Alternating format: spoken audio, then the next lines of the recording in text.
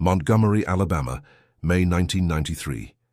The air was thick with warmth and magnolia scent, the kind of night that clung to the skin and carried laughter down quiet suburban streets. Every teenager at Jefferson High had waited for this, the prom night that marked the end of everything familiar and the uncertain beginning of what came next. The music drifted from the gymnasium, and the glow of rented limousines lined the parking lot like promises too fragile to keep. Emily Carter adjusted the strap of her blue satin dress in the reflection of a car window.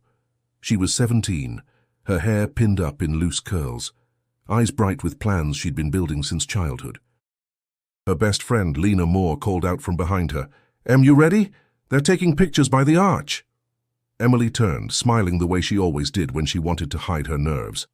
"Yeah, just a second," she said, glancing toward the edge of the field where the shadows met the streetlights. Someone stood there for a moment, watching, and then disappeared into the dark. Before we dive into this haunting story, make sure to subscribe to the channel for more real-life mysteries and untold truths. Some stories fade with time. This one never did. Inside the gym, the decorations shimmered under spinning lights. The theme was a night to remember, and it would become exactly that for all the wrong reasons. Emily danced with her boyfriend, Jake Thompson, the school's golden boy whose smile could win over any teacher or parent. Yet that night, his hands felt heavier on her waist, his words shorter. "You've been quiet," he said. "Just tired," she replied, glancing toward Lena, who laughed with a group of friends near the punch bowl. Jake didn't believe her, but he didn't push. Not yet. By 11, the night had softened into something bittersweet. The last slow song played, and Emily stepped outside to catch her breath. The cicadas hummed, and the street beyond the school seemed swallowed by the night.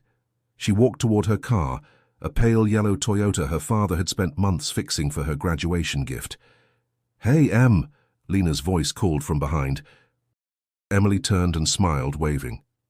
"I'll see you tomorrow," she said. Lena laughed. "You better." That was the last time anyone saw Emily Carter alive.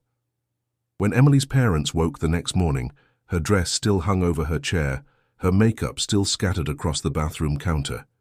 Only her car keys were missing. By noon, Montgomery buzzed with confusion. Some said she'd run off with Jake, others whispered about an argument near the river. Her father, Robert Carter, a retired police officer, felt the dread that only someone who's seen too much could recognize. "No," he told Susan, his wife, when she tried to call friends. "Something's wrong." Emily wouldn't just leave. By evening, the Alabama sun dipped low over the rooftops, staining the sky crimson and gold. Patrol cars combed the roads near the riverbanks, headlights sweeping across the dark water. The same question lingered on every face. How could a girl so full of life vanish between one dance and the next? Some nights hold more than memory. They hold silence, and silence has a way of echoing for decades. Before Emily Carter's name became a headline, she was simply the girl everyone in Montgomery knew, or thought they did. At Jefferson High, she was the kind of person teachers remembered. The kind who volunteered at bake sales and stayed after class to help decorate for homecoming. She was reliable, bright, a little stubborn, and endlessly curious. People liked to say she had an old soul, though no one could define what that meant. Emily just had a way of making others feel seen. Her house stood on a quiet street lined with oak trees that dropped acorns across the sidewalk every fall. Robert Carter, her father, spent his evenings fixing engines in the garage while her mother, Susan, worked double shifts at the hospital. They weren't rich, but they were proud of what they had built. Emily was their anchor, the one who laughed the loudest at dinner, who taped her test results to the fridge, who always promised she'd make something of herself. That spring, she had been accepted into the University of Alabama's journalism program. "You'll be chasing politicians instead of curfew soon," Robert teased one night at dinner. Emily rolled her eyes. "Someone has to ask the right questions, Dad." Susan smiled. "And someone has to eat before their food gets cold," she added, sliding another piece of cornbread onto Emily's plate. They were ordinary moments, small and fleeting, but they were everything the Carters held dear. Emily's best friend, Lena Moore, was the opposite in every way, outspoken, restless, and bold, where Emily was patient and thoughtful. They met in freshman year, bonded over a shared love for photography and bad cafeteria coffee. Lena often joked that Emily was the heart and she was the spark. Together they balanced each other out. On prom night, that balance had felt off. Lena remembered it clearly later. Emily distracted, her smiles a little too practiced. Jake Thompson had noticed too. Montgomery's golden boy, he was the senior class's pride. Captain of the football team, charming and used to being the center of attention. He and Emily had dated for nearly 2 years, though lately something had shifted between them.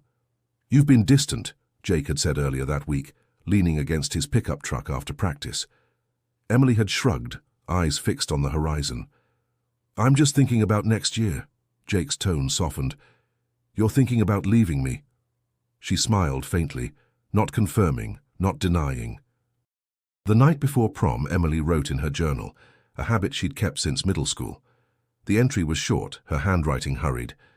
"Sometimes people see what they want to see. I wish I could tell the truth, but it's complicated." She closed the book and slid it beneath her pillow. At school, no one noticed her unease. Her friends saw her as the girl with plans, the one destined to leave Montgomery behind. What they didn't see were the quiet moments of doubt, the uneasiness that lingered behind her gentle smile. When the news of her disappearance spread, everyone said the same thing. "It just doesn't make sense. Emily wouldn't run away." They were right. Emily Carter wasn't the type to disappear. But sometimes what people think they know becomes the very reason they never see the truth, until it's too late. The morning light fell pale and uncertain over Montgomery, the kind of quiet that makes every sound feel heavier. The Carter house was still, except for the hum of the refrigerator and the faint chirp of birds outside. Susan woke first, expecting to hear Emily moving about, humming as she always did on Saturday mornings. But her daughter's room was empty. The bed was untouched, the window slightly open, and her prom dress hung neatly over the chair as if waiting for its owner to return. At first, Susan didn't panic. She assumed Emily had stayed the night with Lena after the prom. She called her friend's house, but Lena's mother answered, confused. "She left right after the dance," she said. "Didn't Emily go home?" Susan's voice faltered. She never came back. Downstairs, Robert Carter stood by the kitchen phone, listening. Years on the force had taught him to hide emotion, but his hands trembled slightly as he reached for his car keys. "I'll check around," he said. She probably stopped somewhere. Susan followed him to the door. "She wouldn't just disappear, Rob." He didn't answer. He already knew she was right. By noon, word spread quickly through Montgomery. Neighbors gathered on porches whispering. A few volunteers joined Robert to search nearby roads, calling her name along the wooded paths by the Alabama River. The day grew hotter, the air sticky and suffocating, cicadas crying from the trees. Near the bend of an old dirt road, they found it, Emily's yellow Toyota Corolla parked half hidden behind wild grass. The driver's door was locked, the windows fogged from the morning humidity. Inside lay her purse, her camera, and the corsage Jake had pinned to her wrist the night before. The keys were gone. Robert's heart sank. He circled the car twice before calling it in. When officers arrived, he stood apart, his arms folded, the brim of his cap shadowing his face. The lead detective, Mark Hanley, a man Robert had trained years ago, approached him carefully. "Rob, you know the drill. We'll start with her friends." Robert nodded, jaw tight. "I want to be involved." Hanley hesitated. "You're her father. You can't be both." At the police station, Lena sat in the waiting room, eyes red from crying. "She left before I did," she told the detective. "I thought she was heading home. She said she'd see me tomorrow." Jake Thompson was called in next. His hands fidgeted constantly, eyes darting between the officers. "We danced, talked a bit. Then she said she was leaving early," he said. "Did you argue?" Hanley asked. "No," Jake answered too quickly. "We were fine." Outside, Robert stood watching the sun sink behind the courthouse. The sound of the flag rustling in the warm wind felt distant, unreal. His badge, once a symbol of order, felt useless in his pocket. Montgomery was a small city. News traveled fast. By evening, reporters were already at the station doors, asking questions no one could answer. Emily Carter was officially declared missing at 8:43 p.m. that night. As darkness settled over the quiet streets, Susan whispered from the porch, "She's out there, Rob, I can feel it." He looked toward the horizon, the sky turning to deep violet. "Then we'll find her," he said, but his voice broke halfway through the promise. The Alabama River moved slow that summer, wide and silent, like it was keeping its own secrets. By the third day of the search, the water had become a symbol of everything the town feared.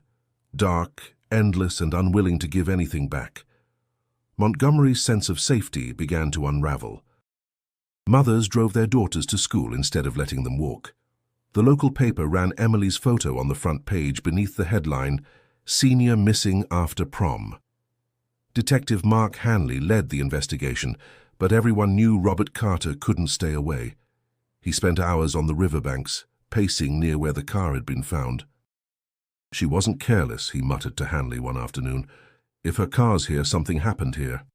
Hanley sighed, removing his sunglasses. "We're doing everything we can, Rob. We've interviewed everyone who saw her that night." Robert's tone sharpened. "Then you missed someone." Lena sat across from the detectives again, this time under fluorescent lights that buzzed faintly. Her fingers twisted a tissue to shreds as she spoke. "I remember her looking over her shoulder when she left the gym," she said, "like she saw something or someone, but I didn't see who." Hanley scribbled notes. "Did she say anything strange that night?" Lena hesitated. "No, just that she wanted to get some air. She didn't seem scared. More distracted." Meanwhile, Jake Thompson faced his own questions. The boy who once smiled for every camera now sat slouched in a metal chair, his confidence gone. "You and Emily argued," Hanley said flatly. Jake shook his head. "No, we were fine. Ask anyone." The detective leaned forward. "People saw you outside near the parking lot after she left." Jake's jaw tightened. "I was looking for her. I thought maybe she forgot something." His voice cracked. "You think I'd hurt her?" Hanley didn't answer, and the silence said enough. Robert spent nights at his desk going through old case notes and maps of the river's curve. His instincts screamed that something in the official story didn't fit. The tire tracks near the car were uneven, 2 different patterns, 2 different vehicles. He brought it up to Hanley, who brushed it off as contamination from the search teams. "You taught me better than that," Robert said coldly. "You know what fresh tracks look like." Whispers spread through Montgomery faster than evidence could be processed. Some said Emily had run off with someone older. Others claimed she'd drowned. Churches prayed for her return, while the local diner buzzed with quiet judgment. Even those who meant well avoided the Carters now, afraid of saying the wrong thing. Susan rarely left the house. She'd set Emily's place at the table each night, unable to stop. "She's coming home," she said to Lena one evening, voice trembling. "She always tells me when she's late." By the end of the week, the case had already grown complicated. Leads contradicted each other. Witnesses remembered different versions of the same moment. What began as a search for a missing girl was turning into a mirror reflecting the town's own unease. As Robert stood once more by the river, the sound of crickets rising in the humid dusk, he whispered to himself, "You're here somewhere, Em." But beneath that hope lurked something colder, an awareness that someone in Montgomery knew more than they were saying.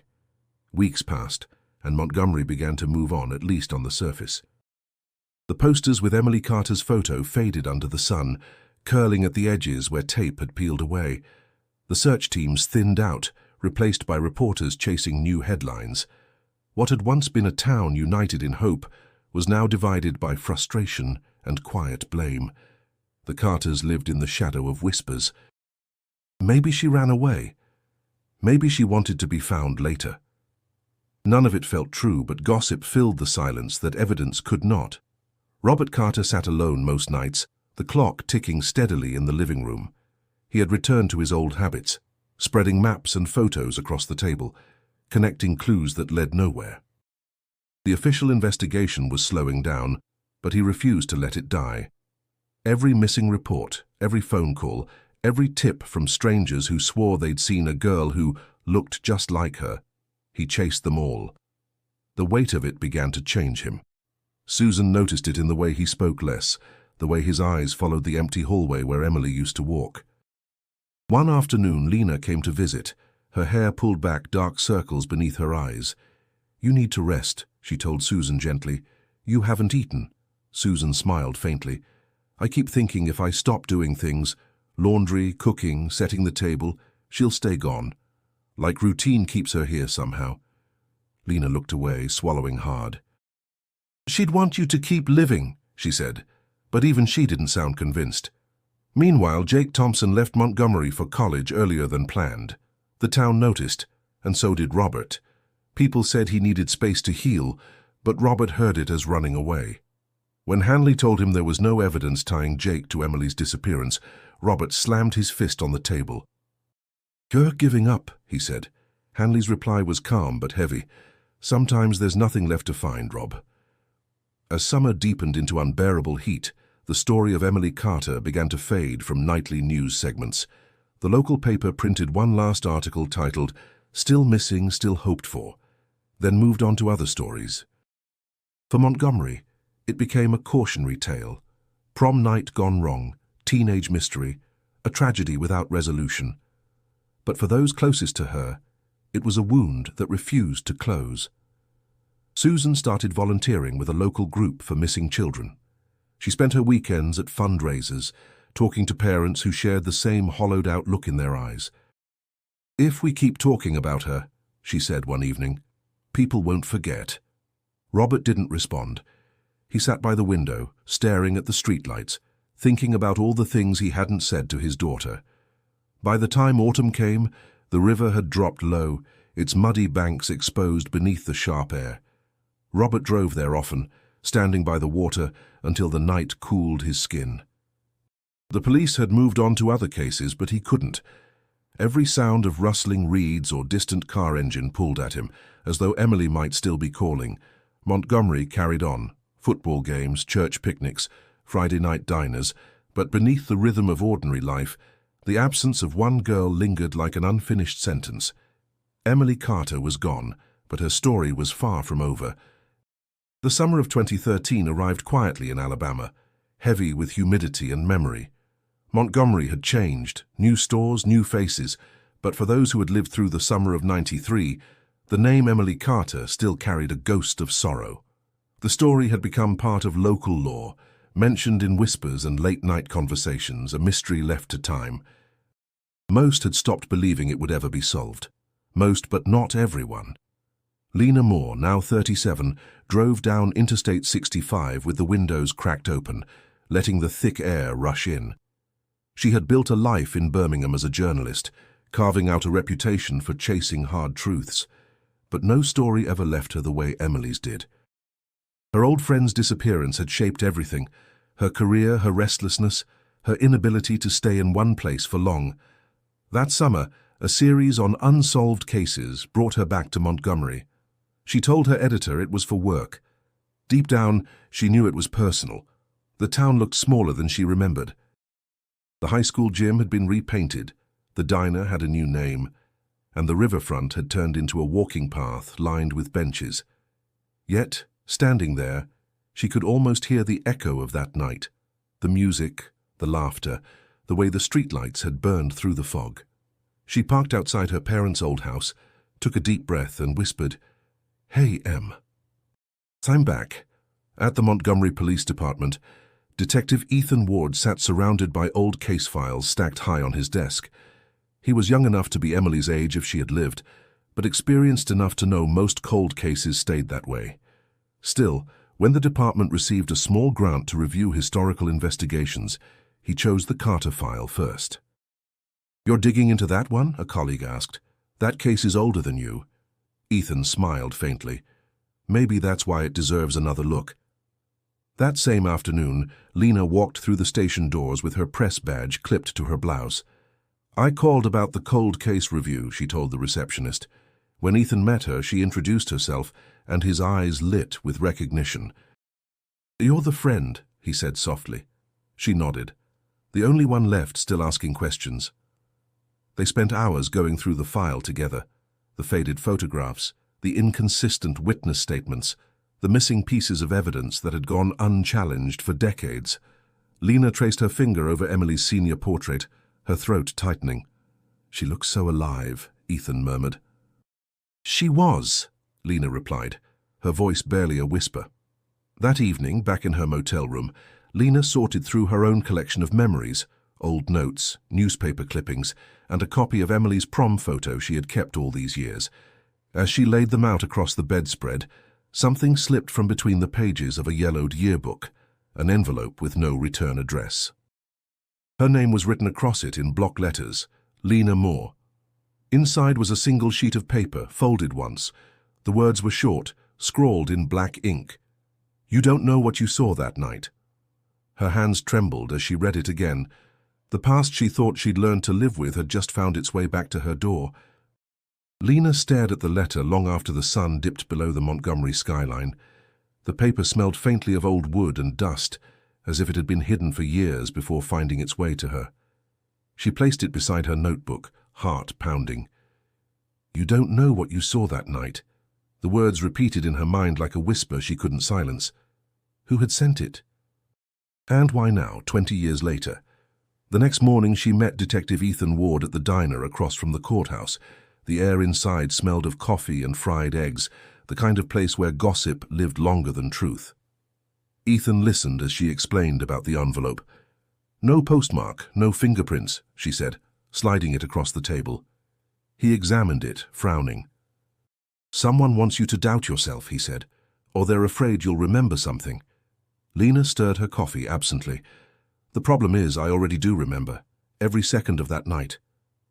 After breakfast, Lena drove past the high school, now renamed Jefferson Memorial. The gym looked smaller, the sign faded, but when she closed her eyes, she could still hear the music and the laughter. Time hadn't erased the image of Emily standing beneath the archway, her dress shimmering under colored lights, smiling one last time before walking into the night. It all felt closer now, raw and unfinished. She parked near the old football field and walked to the bleachers. The air was heavy with the scent of cut grass and distant rain. For the first time in years she allowed herself to cry, not for Emily's death but for the years lost in silence. "I should have done more," she whispered. Later that afternoon she found herself standing outside a small brick house on the outskirts of town. The mailbox still read Carter in faded letters.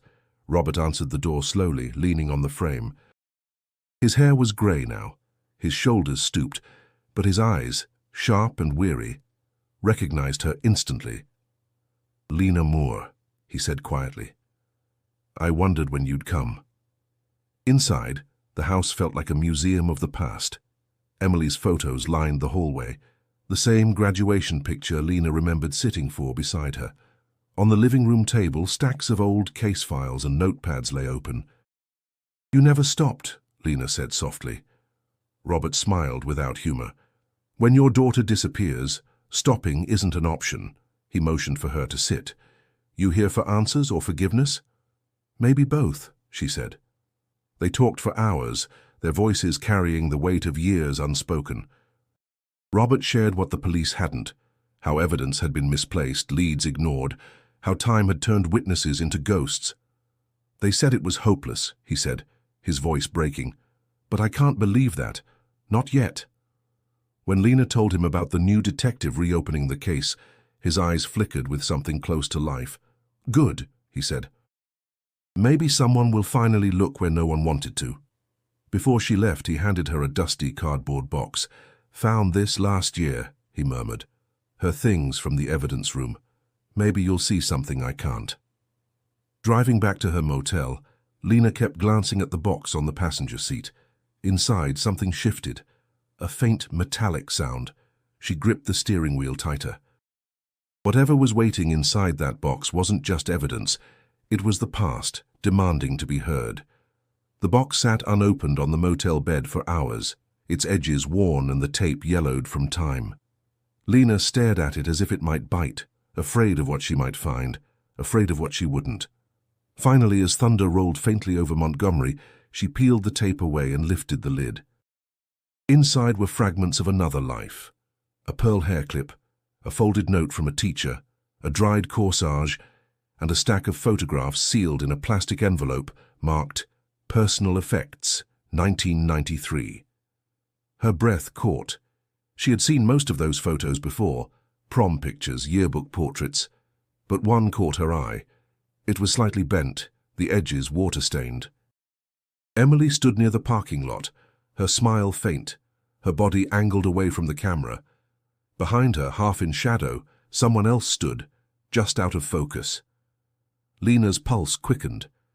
The figure's posture seemed familiar, but the face was unclear. She stared until her eyes blurred. That same uneasy feeling she'd carried for years crept back into her chest.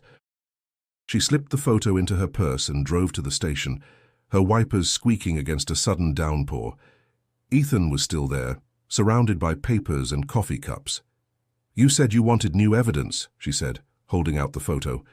"I think I just found it." He studied it under the desk lamp, brows furrowed. "Who took this?" he asked. "A teacher," she said. It was from a disposable camera. They collected them all after prom, but this one wasn't in the public roll. Ethan leaned closer. "See that? There's another hand in the frame. Someone's reaching toward her." He adjusted the brightness on his monitor, scanning the details. "I can have this enhanced," he said. "Maybe we'll get something." As he sent the image to the lab, Lena paced the small office, her nerves raw. "It's strange," she said. "I've looked at so many pictures of that night, but this one feels different, like she knew someone was there." Ethan nodded. "Sometimes victims sense danger before anyone else does." His tone was clinical, but his eyes softened when he looked at her. "You've carried this for a long time." Lena crossed her arms. "Half my life," she admitted. "It's not just about finding out who did it. It's about finally letting her rest." 2 days later, the photo enhancement arrived. Ethan called Lena back to the precinct. When she walked in, he was staring at the monitor, lips pressed into a thin line. "It's clearer now," he said quietly. The image showed Emily mid-turn, her expression no longer calm but startled, and behind her the faint outline of a man's face emerged, older than the students, wearing what looked like a uniform shirt. Lena's voice trembled. "Do you recognize him?" Ethan didn't answer immediately. "It's still partial," he said, "but it's someone local. Someone who was there that night." She leaned closer, her stomach tightening. "Who?" He sighed, shutting the file folder. "Let's confirm before we guess. But I'll say this. It's not one of the kids." That night, as Lena sat alone in her car, rain pelting the windshield, she looked again at the photo in her hands. The grainy image seemed alive now, charged with meaning she couldn't yet name. For years, the story of Emily Carter had felt like an open wound. Now, for the first time, Lena sensed the truth wasn't gone. It had just been waiting for someone brave enough to look closer. 530 words. Would you like me to continue with Part 9? Beneath the Surface, 530 words. Part 9. Beneath the Surface, 530 words. By the next morning, the image wouldn't leave Lena's mind. The outline of that man's face haunted her like a name she should have remembered. She drove through downtown Montgomery with the windows down, trying to think, trying to breathe. Somewhere between the hum of the city and the steady rhythm of the windshield wipers, she decided she needed to see Jake Thompson. 2 decades had passed since that night, but some questions had never been asked directly. Jake owned a car dealership on the edge of town now, a glass and chrome monument to success. When Lena walked through the doors, he froze mid-conversation with a customer. "Lena Moore," he said slowly, forcing a smile. "Didn't expect to see you back in Montgomery," she shrugged. "I could say the same." They moved to his office, the air between them tight. She didn't waste time. "The police reopened the case," she said. "They found something new." Jake's hand paused over his coffee cup. "New?" he repeated. "After 20 years?" His tone was flat, cautious. Lena watched his eyes carefully. "You were the last person seen with her," she said. "Did you see anyone near Emily's car that night?" Jake leaned back, jaw tightening. "You think I don't ask myself that every damn day?" His voice cracked for the first time. "I loved her, Lena. I didn't hurt her." Outside, the sun beat down on the asphalt, and for a long moment, neither spoke. Finally, Lena stood. "If you remember anything, even something small, call Detective Ward." Jake nodded, but his eyes betrayed something. Fear, guilt, or maybe both. Later that evening, Ethan met her at a small cafe downtown. The photo enhancement had been forwarded to him by the state lab, and he looked worn. "The technician confirmed it's a man in uniform," he said quietly. "Local law enforcement from that time, most likely. We're cross-checking shifts and assignments from that night." Lena frowned. "So someone from the department?" Ethan hesitated. "Possibly." He leaned closer, lowering his voice. "Robert Carter used to be an officer. You think he knew?" She shook her head firmly. "No. He spent 20 years tearing himself apart trying to find her. He wouldn't have protected anyone." Ethan sighed. "Maybe. But sometimes loyalty runs deeper than truth." That night, Robert sat in his dimly lit living room, staring at his old badge. The phone on the table rang once, then stopped. When he picked it up, there was only silence on the other end. A shiver ran through him. It wasn't the first time this week. Someone was calling him, reminding him the past wasn't finished. Meanwhile, Lena couldn't sleep. She spread her notes across the motel desk, retracing every interview, every lead. Somewhere in those details lay the connection she was missing. The clock ticked past midnight when her phone buzzed. A message from an unknown number appeared on the screen. "Stop digging. You weren't supposed to come back." Her throat went dry. She looked out the window into the parking lot, but only saw her reflection staring back. For the first time, the fear she'd buried for 2 decades resurfaced. This wasn't just about Emily anymore. It was about someone determined to keep the truth buried. The next morning, Lena arrived at Robert Carter's house with dark circles beneath her eyes. She hadn't slept, haunted by the message that told her to stop. Robert opened the door slowly, his expression unreadable. "You look like you've seen a ghost," he said. "Something like that," she replied, stepping inside. The living room smelled faintly of old books and coffee. She sat at the table across from him, placing the photograph between them. "I need to ask you something," she said carefully. "Did you ever suspect someone from the department?" His jaw tightened. "That's a dangerous question." "So that's a yes?" she pressed. He didn't answer right away. Instead, he leaned back, staring at the ceiling as if searching for a piece of the past that had long since broken away. "You want the truth?" he asked finally. "I've been living with a lie for 20 years. Lena felt her pulse quicken. "What lie?" Robert looked at her with eyes that carried both exhaustion and guilt. "The night Emily disappeared, I found her car before anyone else. I called it in later than I should have." He rubbed his temples. "There was blood on the steering wheel. Just a little, but enough. I took a sample and destroyed the rest before the team got there." Lena's voice shook. "Why would you do that?" He hesitated. "Because the boy standing beside that car wasn't a stranger, it was Jake Thompson." The words hung heavy in the air. Lena felt the ground tilt beneath her. "You're saying Jake was there? That he hurt her?" Robert shook his head. "No, he was panicked, terrified. He said she fell, hit her head. He begged me to help him, said it was an accident. I looked at him and saw the boy she loved, the boy I thought she'd marry one day. I made a decision I can't undo." Lena covered her mouth, her heart pounding. "You covered for him." "I told myself I was protecting her memory," he said quietly, "that it was better for everyone if the truth stayed buried. I told Hanley we found nothing suspicious. He didn't question me. He trusted me." His voice dropped to a whisper. "But I've lived with that lie ever since." Lena stood, anger and disbelief fighting inside her. "You let her story disappear. You let him walk free." Robert's eyes filled with tears. "I thought it would fade, but lies have a way of rotting everything they touch." He reached for a folder on the table, handing it to her. "That's why you're here. The truth needs to come out now. I'm too old to keep it anymore." Inside the folder was a small envelope marked DNA sample 1993. Lena's voice was barely audible. "You kept it." "I couldn't destroy all of it," he said. "I sent part of the sample for testing last week. They called me this morning.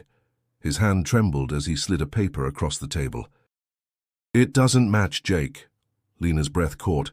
Then who? Robert looked away, his expression haunted. That's the question that's kept me alive all these years. Because whoever it is, they've been walking free in this town the entire time. The morning after Robert's confession, Montgomery felt heavier, as if the air itself carried the weight of something unspoken. Lena sat in her car outside the police station, gripping the steering wheel. The folder with the DNA results rested on the seat beside her. The name on the report blurred through her tears. Partial match, law enforcement database, Mark Hanley. Her stomach twisted. Hanley. The same detective who had led the case in 1993, the man Robert had trusted. When she entered Ethan Ward's office, he was already on the phone. His expression darkened when he saw the folder. You got something? He asked. Lena nodded, sliding it across the desk. Robert Carter's old evidence, DNA results came in. He read through the pages, his jaw tightening. Hanley, he muttered. That can't be right. He was the lead investigator. It's right, Lena said softly. Robert said he destroyed part of the evidence, but this sample was preserved. It's been sitting in his house for 2 decades. Ethan leaned back, rubbing his temples. If this is true, we're not just looking at a cover-up. We're looking at obstruction, tampering, and worse. They sat in silence for a moment, the weight of realization pressing down. Finally, Ethan spoke. We need to be careful. Hanley's retired, but he still has friends in the department.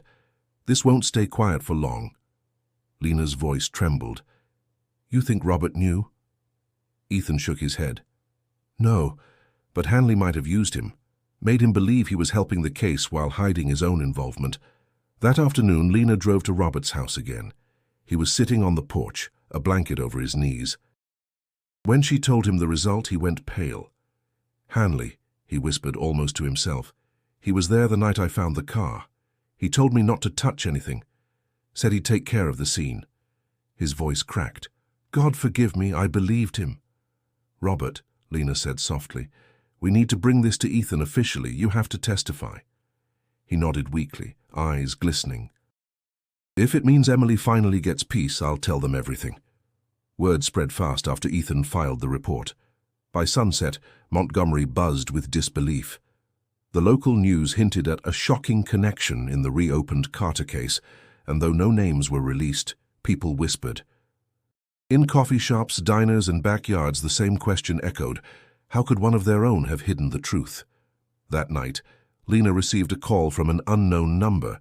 She almost ignored it, but something in her gut told her to answer. A familiar voice rasped on the other end. You should have stayed away. Hanley, she said, heart pounding. Why did you do it? A long pause, then his voice, tired, resigned. It wasn't supposed to happen. She fell, hit her head. I panicked. She was just a kid. Then why hide it? Lena demanded. Because mistakes end careers, he said flatly. And by the time I realized what I'd done, it was too late. The line went dead. Lena sat frozen, the hum of silence ringing in her ears. Outside, thunder rolled again, low and distant. She didn't know what justice would look like now, but for the first time in 20 years, the truth had a face. The courthouse in Montgomery had always seemed like a symbol of justice, a place where truth was meant to be unearthed, no matter how deep it was buried. But as the trial of Mark Hanley began, it felt like something much darker had taken root. The public was divided. Some were still in disbelief that one of their own could have committed such a betrayal, while others, those who had long suspected something wasn't right, watched with quiet hope. Lena sat among the crowd, her stomach tight with the weight of everything that had led to this moment. The court was crowded, the air heavy with anticipation. The defense argued Hanley's actions were a result of panic, a mistake made in the heat of the moment. But Lena knew better. She had seen the evidence, the DNA, the lies that had been spun over the years. Mark Hanley's guilt wasn't just about the cover-up. It was about what he had taken from Emily, from the Carters, and from a town that had trusted him. When Robert Carter took the stand, his hands shook but his voice was steady. I did what I thought was best at the time, he began. I didn't want to believe my partner, my friend, could do something like that. He paused, glancing over at Hanley, who sat at the defense table, his face pale. "But now I realize I was wrong. I should have asked more questions. I should have fought harder for Emily." Lena's heart clenched as Robert's words echoed in the courtroom. She had seen him carry that guilt for years, but now, finally, he was confronting it. And with it, he was giving Emily the justice she had been denied for so long. The defense tried to paint Robert as a man who had let his emotions cloud his judgment, but the prosecution was relentless. They painted a clear picture of a man who, in his desperation to protect his career, had manipulated the truth. Hanley's years of service and reputation weren't enough to shield him from the consequences of his actions. Lena watched as Hanley's defense slowly unraveled. The moments of silence between each question felt like a confession, his guilt becoming more apparent with each passing minute. The lie that had kept Emily's case cold for decades now felt fragile, ready to collapse under the weight of truth. When the jury went to deliberate, the courtroom buzzed with nervous energy. It was as though everyone was holding their breath, waiting for the moment when the past would be put to rest. Lena stepped outside to get some air, the cool autumn breeze brushing against her skin.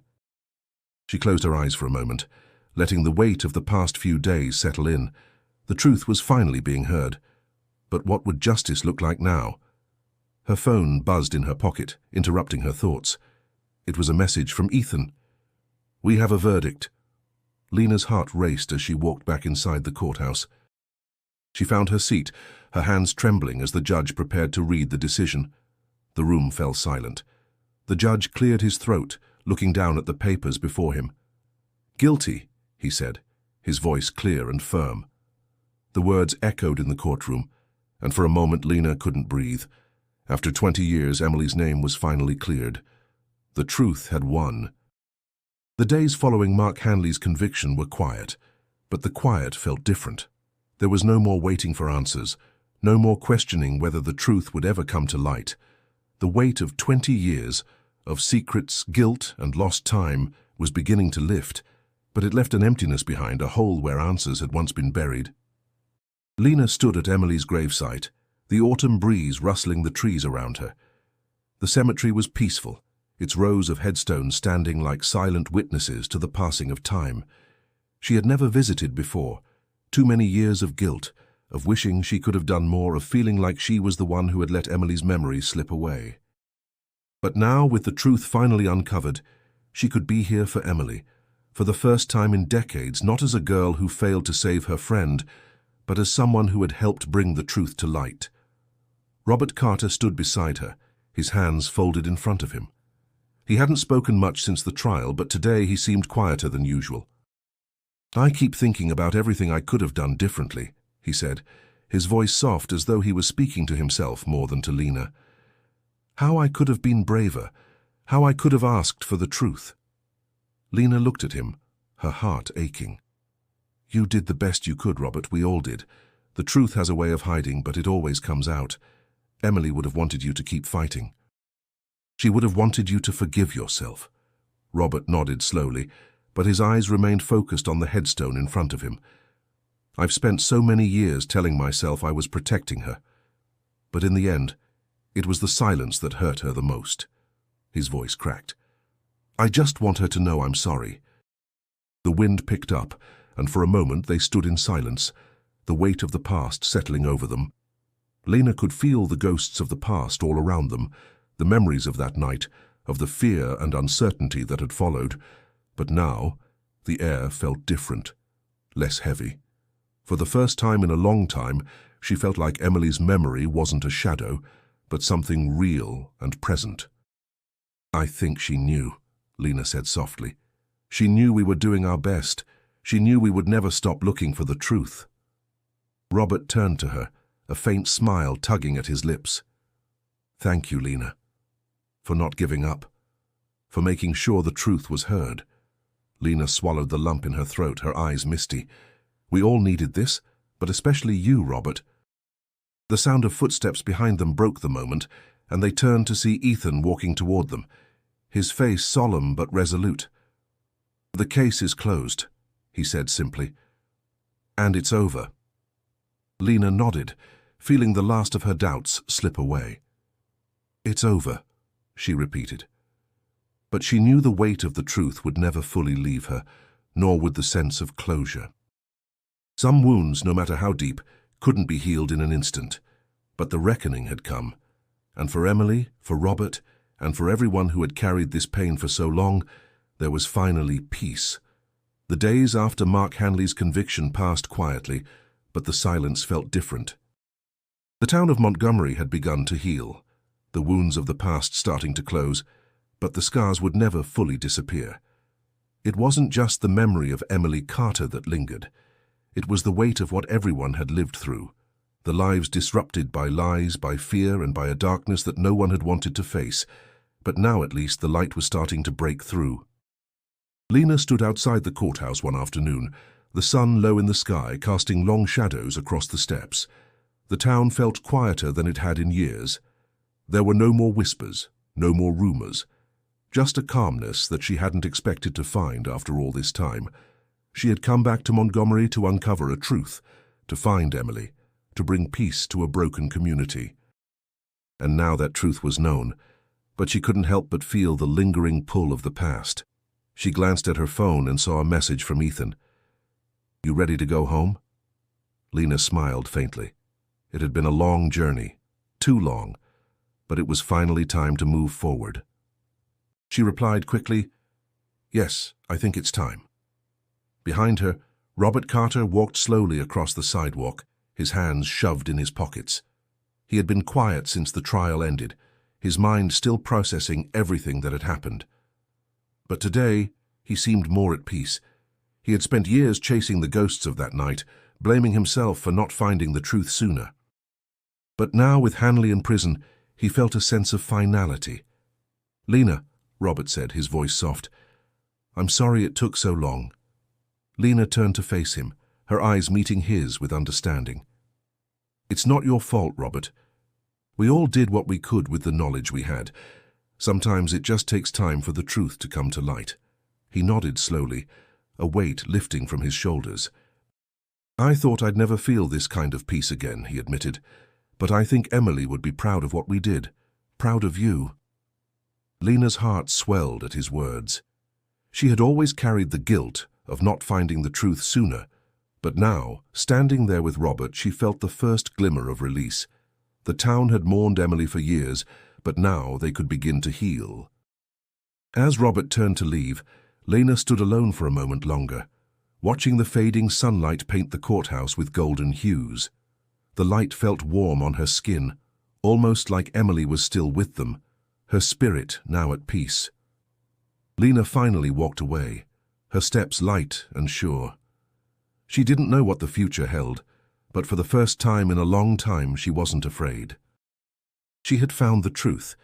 She had given Emily the justice she deserved, and now it was time to live again.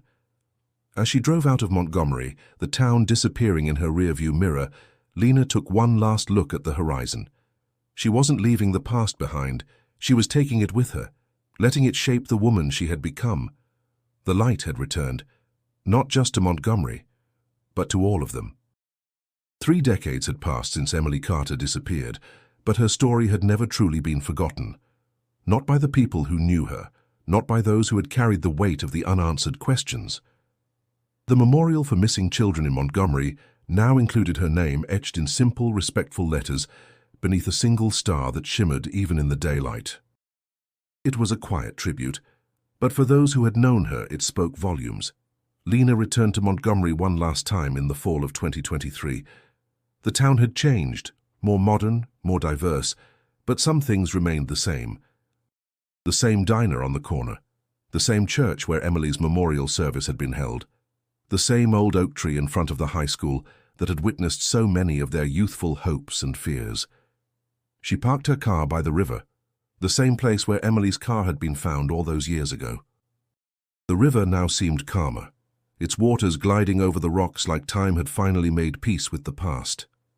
Lena stood by the water, her reflection rippling as the current moved, and for a moment she allowed herself to remember. She thought about how far they had all come, the pain they'd lived through, the secrets they had uncovered, and the way they had finally brought the truth to the surface. There was still sorrow, yes. there would always be the pain of what was lost.